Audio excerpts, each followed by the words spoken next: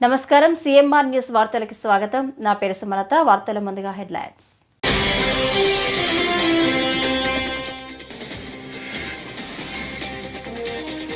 పరిశ్రమల కోసం నానా తంటాలు పడుతున్నాం, మీరు సీరియస్ గా తీసుకోండి చంద్రబాబు నాయుడు.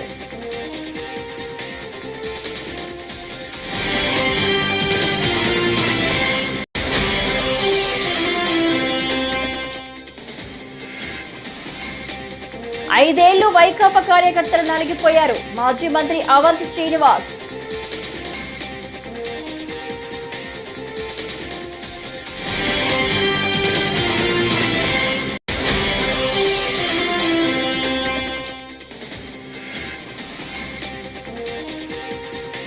కూర్చొని మాట్లాడడానికి సిద్ధమే, అబద్ధపు ప్రచారాలు చేయకండి, మంచు మనోజ్.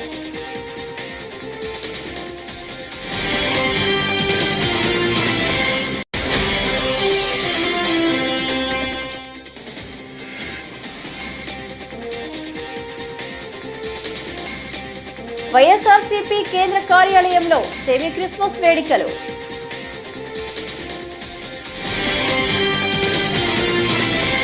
ఇక డీటెయిల్స్ చూస్తే, ముఖ్యమంత్రి చంద్రబాబు నాయుడు అధ్యక్షతన కలెక్టర్ల సమావేశం కొనసాగుతుంది.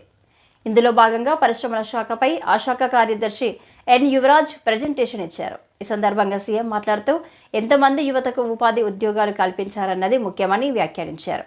175 నియోజకవర్గాల్లో పారిశ్రామిక పార్కులు ఏర్పాటు చేయాల్సి ఉందని వెల్లడించారు. భూసేకరణ సమయంలో స్థానిక రైతులను కూడా భాగస్వాములను చేయాలని సీఎం ఆదేశించారు. అర్సెలార్ మిట్టల్ పరిశ్రమ, రామాయపట్నం వద్ద బీపీసీఎల్ రిఫైనరీ ఇలా వేర్వేరు పరిశ్రమలకు భూమి అవసరమని పేర్కొన్నారు. Every third Saturday we will announce as Swachhandra Pradesh Day. Swachhandra ఒక క్యాంపెయిన్ మోడ్ లో తీసుకెళ్తాం. ఇందులో clean, green, environment protection everything వస్తుంది. గార్బేజ్ క్లీన్ చేయడం దగ్గర నుంచి మీరు అనుకున్నటువంటి పంచాయతీల్లో ఇన్ఫ్రాస్ట్రక్చర్ మొదలుకొని సేమ్ యాంగిల్ ఏదైతే గార్బేజ్ ఉందో, వెట్ వేస్ట్ గానీ, డ్రై వేస్ట్ గానీ, లిక్విడ్ వేస్ట్ గానీ everything has to be dispose. Clean గా పెట్టాలి. ప్రెమిసెస్ మీ జిల్లాలో పరిశుభ్రంగా ఉండాలి. దీనికి ఎంతమందిని వీలైతే అంతమందిని మీరు మొబిలైజ్ చేసుకుంటారు. ఆల్ ఆఫీసెస్ కూడా ఆ రోజు పని చేయక్కర్లేదు. వాళ్ళ ఆఫీస్ కూడా క్లీన్ గా పెట్టుకోవాలి. ఆలోచన విధానంలో కూడా మార్పు తీసుకురావాలి. ఒక లెగసీ క్రియేట్ చేయాలి. ఫస్ట్ వర్క్ ఇది అయిన తర్వాత ఒక లెగసీ క్రియేట్ కావాలి. ఎక్కడ చూసినా ప్లాంటేషన్ పెట్టడం, ఆ ప్లాంట్స్ అన్ని ప్రొటెక్ట్ చేయడం, ఒక గ్రీనరీ కాన్సెప్ట్, క్లీనినెస్, హైజెనిక్, ప్రజల్లో చైతన్యం, గోయింగ్ ఆన్ టాకింగ్, ఇది ఒక ఉద్యమంగా తీసుకెళ్దాం. అందరం పార్టిసిపేట్ చేస్తాం. దానివల్ల over a period of time ఒక లెగసీ తయారవుతుంది. ఇప్పుడు జపాన్ కి పోతే కాగితాలు ఎక్కడ బయటేరు. ఒకవేళ ఎక్కడన్నా ఒక కాగితం కనపడిస్తే తీసి పర్సులో పెట్టుకుని ఇంట్లో పోయి డస్ట్బిన్ లేస్తారు. అందుకే అక్కడ క్లీన్ చేయాలి. క్లైమేట్ కూడా మనకు వస్తుంది. క్లీన్ చేయకపోయినా పరిశుభ్రంగా ఉంటాయి. ఇక్కడ మనకి ఏమైందంటే క్లీన్ చేసినా కూడా మళ్ళీ ఒక గంట మార్నింగ్ పోయి చూస్తే చాలా హ్యాపీ, మధ్యాహ్నం పోయి చూస్తే మళ్ళీ మామూలు అయిపోతుంది. దారిలోనే పారేస్తారు. టీ కొట్టు నుంచి నేరుగా రోడ్డు మీద పడేస్తారు. ఇల్లు క్లీన్ చేస్తారు, రోడ్డు మీద పడేస్తున్నారు. ఇవన్నీ వస్తున్నాయి. దీన్ని మనం ఒక రోజులో అయిపోతుంది కాదు. Old habits won't die so easily. Going on, reminding, practicing, then it will have a day. మనం అనుకున్న ప్రకారం వస్తుంది. మనం అందరం కొన్ని ప్రిన్సిపల్స్ ఫాలో అవుతున్నాం. How we are following our principles in day to day life, it is only a legacy. మీ పెద్దలు మీకు చెప్పడం, వాళ్ళ పూర్వీకులు వాళ్ళకి చెప్పడం, ఇది కంటిన్యూగా వచ్చింది. మన జీవితంలో భాగస్వాములు అయిపోయాం. ఆచారాలు, సాంప్రదాయాలు ఇవన్నీ కూడా అదే మరికి ఇది రావాల్సిన అవసరం ఉంది. ఫర్ ది లాస్ట్ 30 years నుంచి పనిచేస్తున్నాం కానీ ఇంకా దీనికి క్లిక్ కాలేదు. స్వచ్ఛ భారత్ రిపోర్ట్ కూడా నేనే ఇచ్చాను. Government of India Swachh Bharat report తీసుకొని బెటర్ గా ఒక డిపార్ట్మెంట్ క్రియేట్ చేసి ప్రతి ఒక్క స్టేట్ కి స్వచ్ఛ భారత్ వింగ్స్ పెట్టారు, డబ్బులు ఇచ్చారు. కానీ ఇక్కడికి వచ్చినాక అది కూడా క్లోజ్ చేసేసి దగ్గర 80 లక్షల లెగసీ గార్బేజ్ ఓన్లీ పట్టణాల్లో ఉండే పరిస్థితి వచ్చింది. ఇది కూడా ఐటీ, ఎలక్ట్రానిక్స్ అండ్ కమ్యూనికేషన్స్, ఇది కూడా మీరు గుర్తుపెట్టుకోవాలి. దీంట్లో ఒక పాలసీ ఇచ్చాం. 5 లక్షల మందికి only work from home, neighbourhood concept and also GCC, ఇంకొక పక్కన వర్కింగ్ స్పేస్. ఈ 3-4 కాన్సెప్ట్ లోనే ఒక 5 లక్షల మందికి ప్రమోట్ చేయాలనుకున్నాం. మిమ్మల్ని అందరినీ గవర్నమెంట్ బిల్డింగ్స్ ఏవి ఉంటే అవన్నీ కూడా ఐడెంటిఫై చేయమన్నాం. వేకెంట్ గా ఉంటే, ప్రైవేట్ కూడా వేకెంట్ గా ఉంటే ఐడెంటిఫై చేయమన్నాం. ఐడెంటిఫై చేసి ఇప్పటి నుంచి ప్రమోషన్ మొదలు పెడతాం. అది department will work it out. Will create maximum employment through this model. ఇది ఒక ఆ మోడల్. ప్లస్ ఎలక్ట్రానిక్స్ లో కూడా లాట్ ఆఫ్ ఆపర్చునిటీ ఉంది. ఎక్కువ బ్లూ కాలర్డ్ జాబ్స్ వస్తాయి. వైఎస్ఆర్సీపీ కేంద్ర కార్యాలయంలో మాజీ ముఖ్యమంత్రి వైఎస్ఆర్సీపీ అధ్యక్షులు వైఎస్ జగన్ సమక్షంలో సెమీ క్రిస్మస్ వేడుకలు ఘనంగా నిర్వహించారు. ఈ సందర్భంగా YS Jaganmohan Reddy cake cut చేసి క్రిస్మస్ శుభాకాంక్షలు తెలిపారు. వైఎస్ జగన్ రాష్ట్ర ప్రజలు సుభిక్షంగా ఉండాలని క్రైస్తవ మత పెద్దలు ప్రార్థన చేశారు. వేడుకల్లో వైఎస్ జగన్ మేనత్త YS Vimalamma, YSRCP Christian minority cell president B John Wesley తదితరులు పాల్గొన్నారు.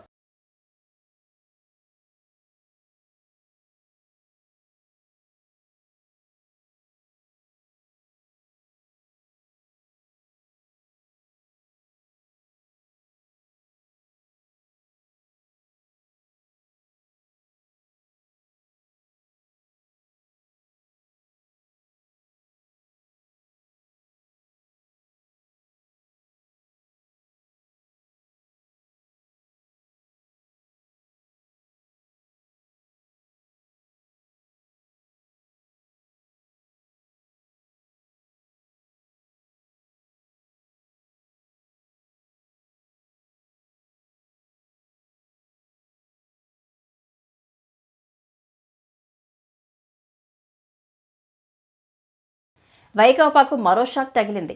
మాజీ మంత్రి అవంతి శ్రీనివాస్ ఆ పార్టీకి రాజీనామా చేశారు.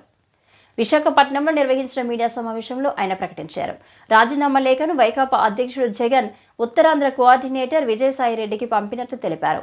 గత 5 ఏళ్లు పార్టీ కార్యకర్తలు ఇలా ఇబ్బందులు పడ్డారని ఆయన ఆవేదన వ్యక్తం చేశారు. ఇప్పుడు మళ్లీ వాళ్ళని రోడ్డెక్కమనడం సరికాదన్నారు. 5 సంవత్సరాలు ప్రభుత్వం అధికారులు ఉన్నా కూడా వైఎస్ఆర్సీపీ పార్టీ కార్యకర్తలు చాలా ఇబ్బందులు పడ్డారు. ఎందుకంటే అంతా వాలంటీర్స్ నడిపించారు. కార్యకర్తలకు కానీ నాయకులకు కానీ ఏమీ గౌరవం అనేది లేదు, పొలిటికల్గా కానీ ఫైనాన్షియల్గా కానీ. మళ్ళీ అది అయిపోయిన తర్వాత 1 సంవత్సరం కూడా వాళ్ళకి గ్యాప్ ఇవ్వకుండా మనం వెంటనే మళ్ళీ జమిలీ ఎలక్షన్ వస్తుంది, ఎంపిక ఎలక్షన్ వస్తున్నాయి, ప్రభుత్వానికి టైం ఇవ్వకుండా నాయకులు కార్యకర్తలు నలిగిపోయి ఉన్నారు. మళ్ళీ వాళ్ళకు కూడా మనం టైం ఇవ్వకుండా మళ్ళీ రేపటి నుంచి మనం ధర్నాలు చేయండి అని చెప్పడం అనేది ఎంతవరకు కరెక్ట్?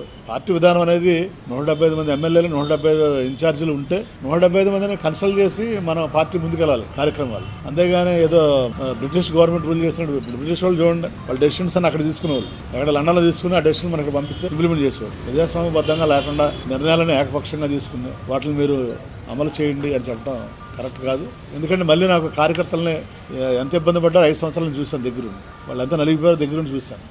వాళ్ళు ఇప్పటికీ కనీసం ఒక మీటింగ్ పెట్టి పలకరించకుండా వాళ్ళని అసలు ఏం జరిగింది, ఎలా జరిగింది అని చెప్పకుండా మళ్ళీ మీరు ధర్నాలు చేయండి, గొడవ చేయండి అని చెప్పడం ఎంతవరకు కరెక్ట్? అది అన్నింటి కాకుండా ప్రభుత్వం ఆర్థిక ఇబ్బందుల్లో ఉంది. కొత్త ప్రభుత్వం వచ్చింది, ప్రజా తీర్పులు ఇచ్చినప్పుడు ఆర్థిక ఇబ్బందులు ఉన్నప్పుడు మనం ఏదో అప్పుడే కొంపలంటుకున్నట్టు ప్రజలు 5 సంవత్సరాల తర్వాత డిసైడ్ చేస్తారు వాళ్ళు సూపర్ 6 అమలు చేశారా లేదా, వాళ్ళు ఇచ్చినప్పుడు మేనిఫెస్టో అమలు చేశారా లేదా అనేది పీపుల్ విల్ డిసైడ్.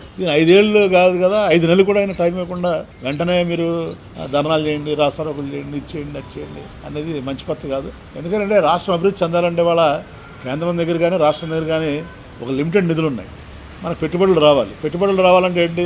ఒక స్థిరమైన ప్రభుత్వం ఉంటేనే పెట్టుబడులు వస్తాయి. 10 ఏళ్ళు టీఆర్ఎస్ పరిపాలించింది కాబట్టి హైదరాబాద్ ఆ మాత్రం అభివృద్ధి చెందింది. మన వాళ్ళు ఏమైనా రాష్ట్రం విడిపోగానే మనకి హైదరాబాద్ ఇది అయిపోద్ది, అది అయిపోద్ది అని చెప్పాడు. కానీ ఉల్టా అయింది. హైదరాబాద్ సూపర్ డెవలప్ అయింది, మనం ఏమో డెవలప్ చేసుకోలేదు. హైదరాబాద్ ఎందుకు డెవలప్ అయిందంటే 10 ఏళ్ళు స్థిరమైన ప్రభుత్వం ఉంది కాబట్టి. కాబట్టి ఇక్కడ కూడా మనం స్థిరమైన ప్రభుత్వం ఉంటే ఒక రాజధాని వస్తుంది, పెట్టుబడులు వస్తాయి, అభివృద్ధి వస్తుంది. సరే మన రాజకీయ విధానాలు వేరవచ్చు, మన పవర్ అధికారం కోల్పోయిన బాధ ఉండవచ్చు. అట్ ద సేమ్ టైం రాష్ట్ర అభివృద్ధిని కూడా మనం దృష్టిలో పెట్టుకోవాల్సినటువంటి బాధ్యత ఉంది. కానీ మనం ఇలా ప్రతిదానికి రాజకీయ ప్రయోజనాలే పరమావధిగా మనం ముందుకెళ్ళడం అనేది ఎంతవరకు కరెక్ట్ అనేది నాకు అర్థం కాక, అది దానికోసం అడ్జస్ట్ కాక నేను ఈ రోజున దానితోపాటు నా వ్యక్తిగతంగా కూడా 5 సంవత్సరాలు నా జీవితాన్ని, కుటుంబాన్ని కూలిపోయి దూరం ఉండడం జరిగింది. సో నాకు ఆ సమస్యలు కూడా ఉన్నాయి కాబట్టి మన పార్టీ అధ్యక్షులు జగన్మోహన్ రెడ్డి గారికి మరి నా వ్యక్తిగత కారణాలతోటి ఈ రాజకీయాలకి ప్రస్తుతం దూరంగా ఉండాలని నిర్ణయం తీసుకోవడం జరిగింది. మరి దానికి భీముల నియోజకవర్గ ఇన్ఛార్జ్ బాధ్యతలు కానీ మరి వైఎస్ఆర్ కాంగ్రెస్ పార్టీకి ప్రాథమిక సభ్యత్వానికి కానీ నేను రాజీనామా చేస్తున్నాను. కుటుంబ గొడవలపై కూర్చొని మాట్లాడుకోవడానికి తానెప్పుడు సిద్ధమేనని నటుడు మంచు మనోజ్ స్పష్టం చేశారు. వివాదాల్లోకి అనవసరంగా కుటుంబ సభ్యులను లాగుతున్నారని, అబద్ధాలు చెబుతున్నారని ఆవేదన వ్యక్తం చేశారు. రోజురోజుకి కలహాలు ముదురుతున్న నేపథ్యంలో మోహన్ బాబు, మనోజ్ ఒకరిపై ఒకరు ఫిర్యాదు చేసుకున్నారు. దీంతో రాచకొండ సిపి విచారణకు రావాలని నోటీసులు జారీ చేయడంతో కార్యాలయానికి చేరుకొని వివరణ ఇచ్చారని మనోజ్ తెలిపారు. మీ వాడిని అనుకోండి, మీకు నీ తోడుంటాను, మీకు ఏదున్నా నాకు ఫోన్ చేసేదండి. నేను ఇప్పుడు ఒక్క కాల్ దూరంలోనే ఉంటాను. I will always be there to support you and your family. And I'm sorry, నా కోసం సపోర్ట్ చేసేదానికి వచ్చి మీకు ఇలా జరగడం నాకు చాలా బాధగా ఉంది. నా భార్య పేరు లాగుతున్నారు, 7 నెలల కూతురి పేరు లాగుతున్నారు. నేనేం అడగలేదు, సొంత కాళ్ళ మీద పనిచేస్తున్నాను. మా ఆవిడ కూడా వాళ్ళ ఇంటి వైపు ఏ డబ్బు తీసుకురాలేదు, వాళ్ళ ఇంట్లోనూ డబ్బు అడగలేదు, నేను అడగలేదు, ఆస్తి అడగలేదు. మా ఆవిడ 7 నెలలు గర్భవతిగా ఉన్నప్పుడు, తనకి 7 నెలలు ఉన్నప్పుడు మా అంకుల్ వాళ్ళు ప్రతి ఒక్కరూ 7 నెలలు కాదు 7 నెలలు తను ప్రెగ్నెంట్గా ఉన్నప్పుడు మా అంకులు విజయవాడలో ఉంటారు. అండ్ ఇక్కడ కొంతమంది అంకులు నాన్నగారు బాగా క్లోజ్. మనోజ్, నువ్వు ఎన్నో సంవత్సరాలు ఇంటి బయటగా ఉన్నావు, నీ సొంతంగా ఉన్నావు, మీ నాన్నగారు అమ్మగారు ఒకరే ఉన్నారు.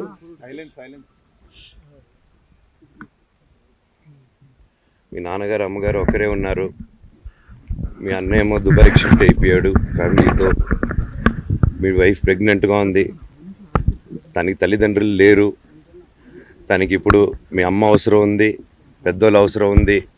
నువ్వు అక్కడ ఎలా చూసుకుంటావు అంటే, నాకు ఆ రోజు మా భార్య కూడా ఒకసారి వాళ్ళు అన్నీ చెప్తున్నారు కదా, ఎందుకండి ఒకసారి వినండి అంటే, సరేమ్మా నీకోసం వస్తాను అని చెప్పి మళ్ళీ తిరిగి రావడం జరిగింది. అండ్ నేను ఈరోజు నా గురించి ఆరోపణలు వేస్తున్నారంటే అది నేనేం చెప్పలేని, మీకు ఆధారాలు మాత్రమే చూపించగలుగుతాను. ఇప్పుడు వాళ్ళు చెప్పి నేను చెప్పి ఇది కరెక్ట్ కాదండి. నేను ఎప్పటి నుంచో కూర్చొని మాట్లాడదాం అంటున్నాను. పిల్లలకి లోకల్లో అక్కడ లోకల్లో ఉండేది ఎవరో కాదండి, మా బంధువులే అండి అందరూ. ఆ చుట్టుపక్కల గ్రామాలందరూ మా నానమ్మ ఊరు, మా అమ్మమ్మ ఊరు అందరూ మా వాళ్ళండి. వాళ్ళ పిల్లలు, మనవాళ్ళు, వాళ్ళ బంధువులు. సో వాళ్ళకి అన్యాయం, వాళ్ళు అర్జీలు పెట్టుకున్నారు, వాళ్ళు లెటర్లు పంపించారు, వాళ్ళన్నీ చేశారు. నేను వాళ్ళకి సపోర్ట్గా మద్దతుగా నిలబడి తిరుమల శ్రీవారిని నటి రాధిక శరత్ కుమార్, అల్లు అర్జున్, సతీమణి స్నేహారెడ్డి దర్శించుకున్నారు. గురువారం వీఐపీ ప్రారంభ విరామ దర్శన సమయంలో వారు వేర్వేరుగా స్వామివారి సేవలో పాల్గొన్నారు. తీతీదే ఆలయ అధికారులు వీరికి స్వాగతం పలికి దర్శన ఏర్పాట్లు చేశారు. దర్శన అనంతరం వీరికి రంగనాయకుల మండపంలో పండితులు ఆశీర్వచనం చేసి స్వామివారి తీర్థ ప్రసాదాలను అందజేశారు.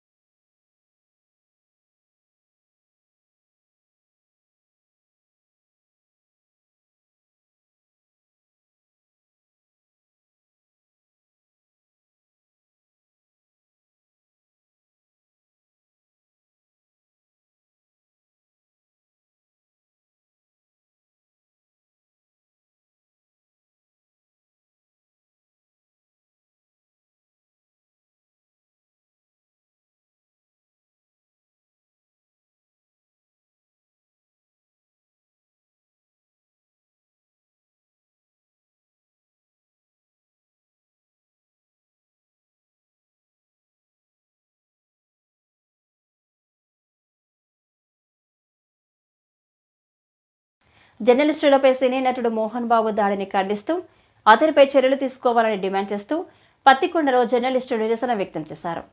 గురువారం పత్తికొండలోని ఆర్డీఓ కార్యాలయం ఎదుట జర్నలిస్టులు ధర్నా నిర్వహించి ఆర్డీఓ భరత్ నాయక్కు వినతి పత్రం అందజేసి మాట్లాడారు. జర్నలిస్టుల పరిరక్షణకు ప్రత్యేక చట్టాలు ఏర్పాటు చేయాలని ప్రభుత్వాన్ని కోరారు. మోహన్ బాబుపై చర్యలు తీసుకోవాలని కోరారు. మోహన్ బాబు గారిని జర్నలిస్ట్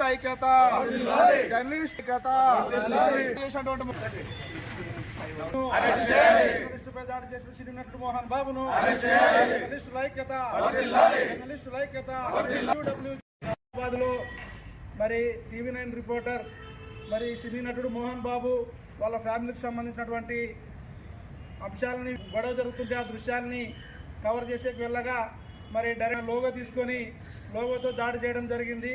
మరి TV9 రిపోర్టర్పై దాడి చేసినటువంటి సినీ నటుడు మోహన్ బాబును అరెస్ట్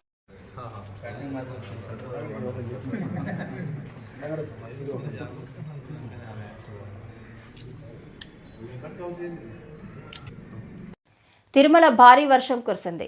వర్షానికి భక్తులు ఇబ్బందులు పడుతున్నారు. దీంతో చలి తీవ్రత పెరిగింది. ఘాట్ రోడ్లలో వాహనదారులు జాగ్రత్తగా ప్రయాణించాలని అధికారులు సూచించారు. కొండ చర్యలు విరిగిపడే ప్రమాదం ఉండడంతో సిబ్బంది అప్రమత్తమయ్యారు. పాప వినాశనం శ్రీవారి పాదాలకు వెళ్లే మార్గాలను తాత్కాలికంగా మూసివేశారు. గోగర్భం పాప వినాశనం పూర్తిగా నిండి నీరు అవుట్ ఫ్లో అవుతుంది.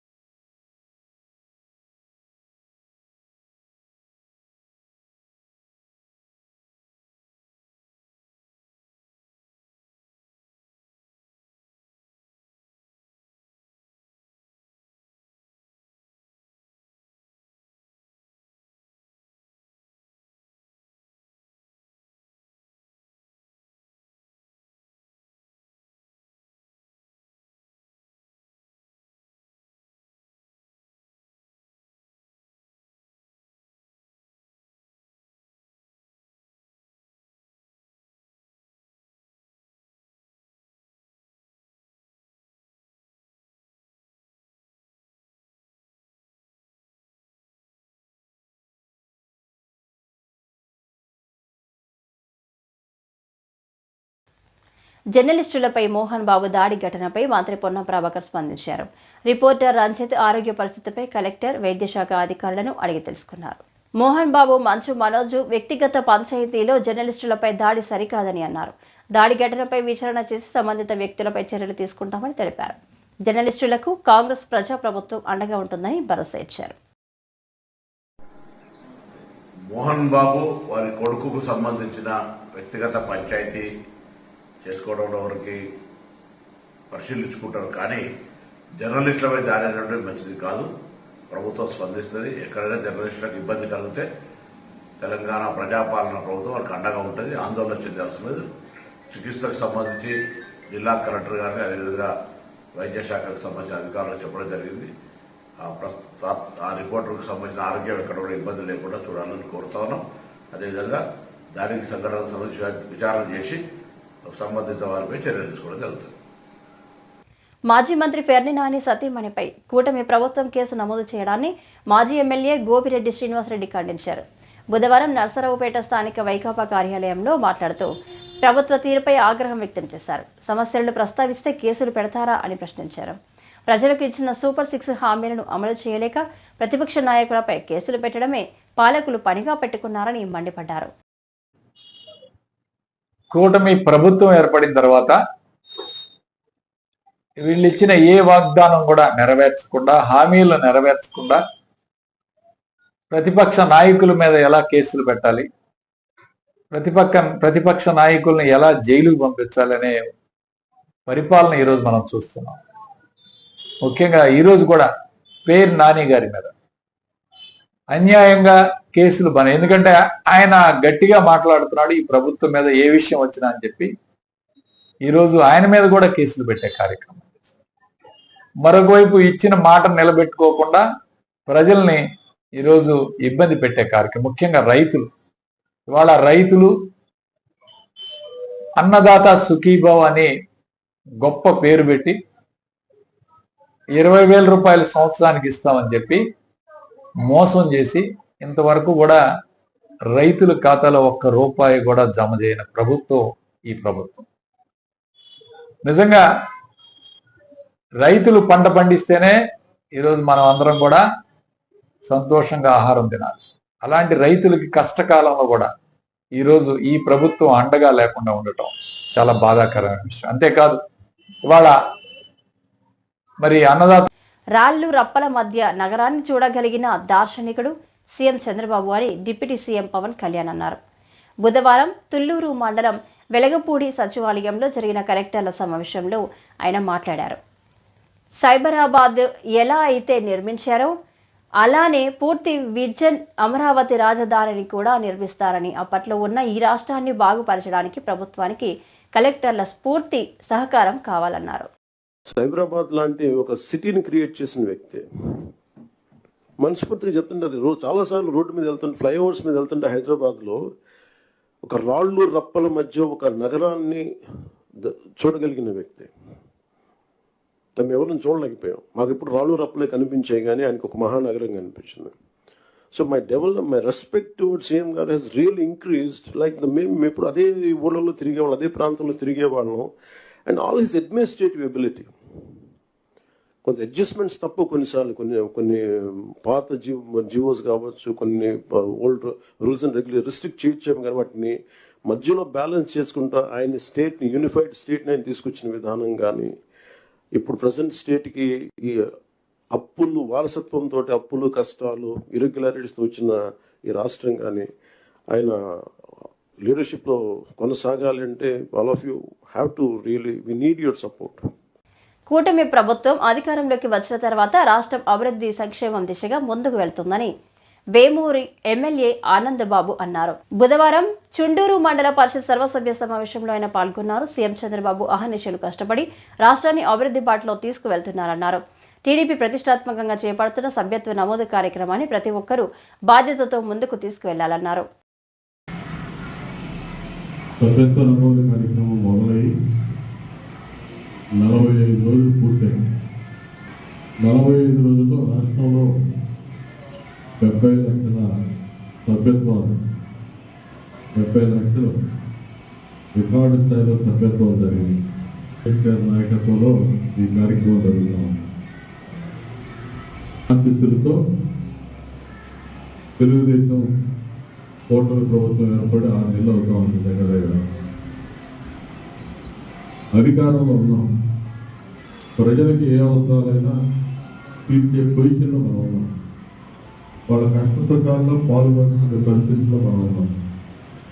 లేదా సభ్యత్వం సక్రమంగా కాలేదంటే అది వాళ్ళందరూ వాళ్ళగా వచ్చి సభ్యత్వాలు చేస్తా ఉన్నారు. సామాన్య ప్రజలపై విద్యుత్ అదనపు ఛార్జీల పేరుతో భారాలు వేయడం తగదని, తక్షణం ఈ విధానాన్ని విరమించుకోవాలని సిపిఎం జిల్లా కార్యదర్శి బి బలరాం డిమాండ్ చేశారు. రాష్ట్ర ప్రభుత్వం పెంచిన కరెంటు బిల్లులను నిరసిస్తూ బుధవారం భీమవరంలోని పుచ్చలపల్లి సుందరయ్య భవనం వద్ద సిపిఎం ఆధ్వర్యంలో ఆందోళనలు చేసి కరెంటు బిల్లులను దగ్ధం చేశారు.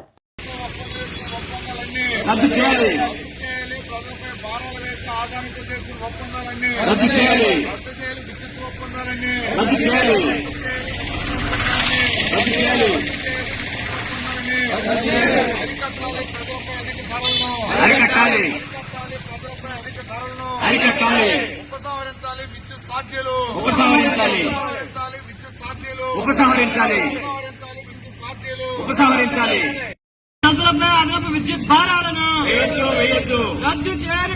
అదనపు ఛార్జీలను వెంటనే రద్దు చేయాలి.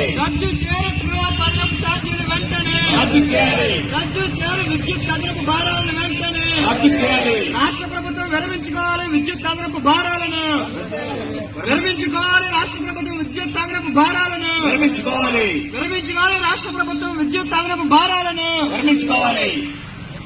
రద్దు చేయాలి. ట్రూ ఆఫ్ ఛార్జీలను, ప్రజల మీద ప్రభుత్వం వేసిన అదనపు భారాలను డ్రోప్ ఛార్జీల పేరుతో వేసిన అదనపు భారాలను డ్రోప్ ఛార్జీల పేరుతో అదనపు భారాలను ప్రభుత్వం పేద ప్రజలపై వేసిన అదనపు భారాలను రద్దు చేయాలి. డ్రోప్ ఛార్జీలను రద్దు చేయాలి. డ్రోప్ ఛార్జీలను రద్దు చేయాలి. డ్రోప్ ఛార్జీలను వద్దే వద్దు స్మార్ట్ మీటర్లు స్మార్ట్ మీటర్లు స్మార్ట్ మీటర్లు స్మార్ట్ మీటర్లు స్మార్ట్ మీటర్లు స్మార్ట్ మీటర్లు రద్దు చేయాలి. అదానీతో చేసుకున్న ఒప్పందాలను అదానీతో చేసుకున్న ఒప్పందాలను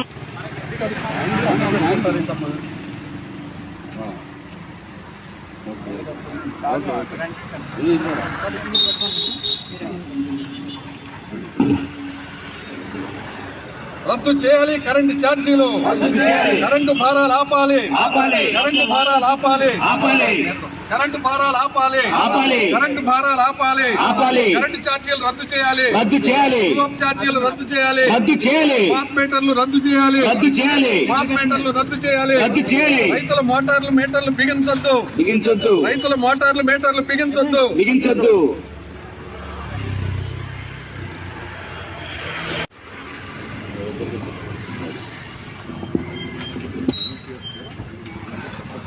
రూపాయలు ఇంధన సర్దుబాటు ఛార్జీ 1 267 రూపాయలు, ఇంధన సర్దుబాటు ఛార్జీ 2 102 రూపాయలు. ఇవన్నీ కలిసి 447 రూపాయలు అయింది బిల్లు. అంటే ఈ వార్తలు ఇంతటితో సమాప్తం. నమస్కారం.